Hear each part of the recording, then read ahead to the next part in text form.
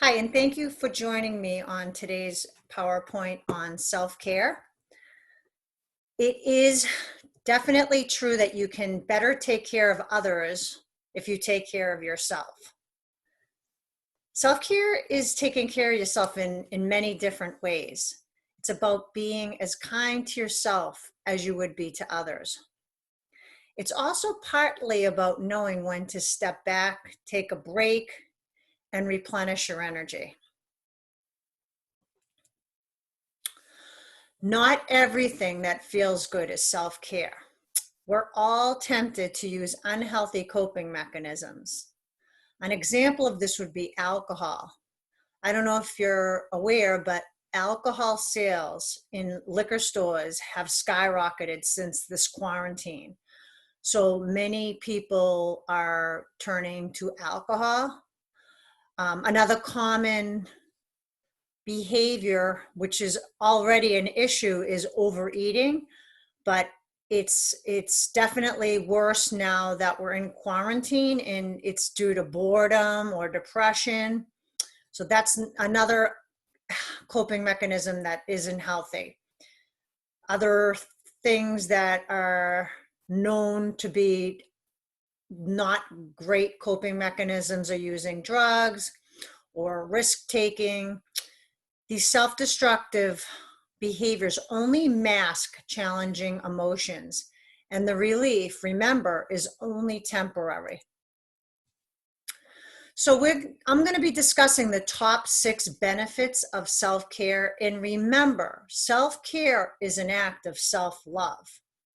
And the most obvious benefits relates to mood and energy levels. However, research shows wider ranging benefits as well. So one of the first ones we're going to talk about is just better overall productivity. And just remember, happiness inspires productivity. So it's important that you try not to overextend yourself and learn how to say no. If you start making time for things that matter more, you slow down your life in a beneficial way. If you avoid overcommitting yourself, you allow yourself to better concentrate on your goals. Another important benefit, especially now, is improved resistance to disease. There's evidence that most self-care activities activate your parasympathetic nervous system. And what that means is that your body goes into a restful, rejuvenating mode, helping it to strengthen your immune system. An obvious one is better physical health. So less stress and a better immune system will help you to feel better physically and mentally, strong inside and out. Enhanced self-esteem is another important benefit. So when you regularly carve out time that's about being good to yourself and meeting your needs, you send a positive message to your subconscious. Specifically, you treat yourself like you matter. So it's really important that you be mindful to discourage negative self-talk and self-criticism.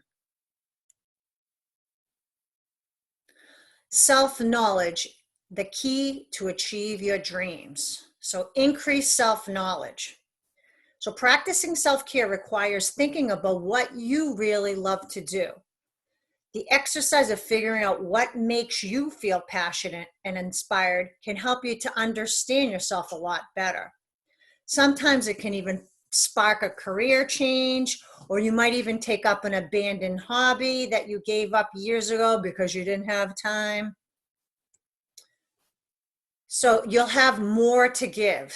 That's another very important benefit. And believe me, it's more beneficial and it's more self-gratifying to give than to receive. There have been studies that have proven this. So when you're good to yourself, you might think that you're being selfish, but really self-care gives you the resources to be compassionate to others as well. So you can't help others if you can't help yourself. So just that's really an important thing to keep in mind. So there are different types of self-care, and we're going to talk about 5 different ones. One of the main excuses people make for avoiding self-care is that they just don't have the time. The great news is that there are many different self-care practices, and none of them are difficult or require a lot of planning. The key is to find something that you genuinely enjoy and that fits into your life and values. Once you start adding self-care to your life, you're likely to find the importance of that time and wonder how you ever managed without it. So the first one is sensory. The key here is living in the present moment. How you do this is by tuning into the details of the sensations around you. And when you're present, you can more effectively let go of those negative feelings and resentments related to the past, or even anxieties about the future, which most of us are experiencing right now. When you think about practicing sensory self-care, consider all of your senses: touch, smell, sound, and sight. Most people are more responsive to one than the others, so ask yourself what that sense might be for you. Some sensory care ideas might be like feeling the texture of the soft blanket when you're under a soft blanket, and smelling the massage oils, or feeling the fingers in the hand on the back of your back when you're getting a massage. You might also consider walking barefoot in the sand, or going to the beach and focusing on the smell of the salty air, or just watching flames on a candle, or sitting by the fire pit watching the flame. Even just feeling water on your skin when you're in the shower or the bath.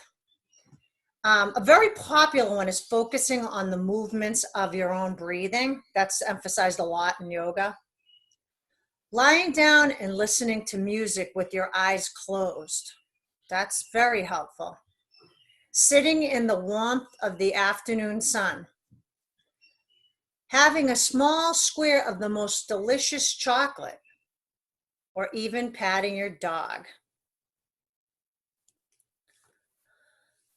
So another aspect of self-care, or another component, is emotional. So it's really important that you face your emotions head on, and this helps with stress. And you want to try not to bury feelings such as sadness or anger. It's really helpful to feel them, accept them, and then move on. So really important to not mask your feelings. So some emotional self-care ideas are listed right on the PowerPoint. So keeping an honest daily journal about your feelings is helpful. Speaking to a therapist. It's important to make time to be with family or friends that understand you. Laugh by watching a funny show, or speaking with someone who's just a funny person. And there are so many different ideas for emotional self-care. So some of them you can see posted on the PowerPoint. The third aspect is spiritual. And this doesn't just refer to religion. It's about getting in touch with your values and what really matters to you. Self-care tips for depression often stress that developing a sense of purpose is vital to your recovery. Some spiritual self-care ideas. Practicing daily meditation and mindfulness. Being creative through art, music, writing, or whatever interests you. Other examples are attending a religious service, reading some poetry, walking in nature and reflecting and enjoying and appreciating the beauty around you. One of the things that really works for me is compiling a gratitude list. I try to make a list of 3 things that I'm grateful for each day. Another list you could make is 3 things that make you feel alive, and then ask yourself how you can better incorporate these things into your life. Say affirmations that ground your sense of self and purpose. Affirmations are positive phrases or statements used to challenge negative or unhelpful thoughts. So you feel like you haven't been able to go to the salon and you're feeling not so pretty. You look at yourself and you say, I am beautiful. Or you're feeling kind of low, you just say, I am strong. Just, I am kind. Just positive self-talk helps. The 4th aspect would be physical. The physical activity is important not only for your health. Remember, it's also important for reducing stress. So maybe riding a bike in the countryside, just enjoying nature. Dancing to music you enjoy is another nice one. Taking a run with your best friend, whether it be your dog or a human. You can do yoga. Even if you've never tried it, there are poses that are just perfect for beginners. You can also consider joining a class or learning a new sport or just going for a walk. Physical self-care is also about knowing your limitations and when to take a break. So nap when you need to. Just 20 minutes can make you feel mentally and physically refreshed. Say no to invitations when you're simply too tired to enjoy them. Don't push yourself to do your exercise routine when you're feeling run down or not good. Commit to 7 to 9 hours of sleep per night. There are many people guilty of not getting their 7 to 9 hours. So make sure that you schedule time in to get to bed on time and are able to sleep late or late enough to get you 7 to 9 hours. Social is another component. Connecting with other people is necessary for happiness. Socializing can help us combat loneliness and isolation. And it's important to choose people that make you feel good. So really stop socializing with people who bring negative energy or lower your self-esteem. Very important that you're choosing the right people.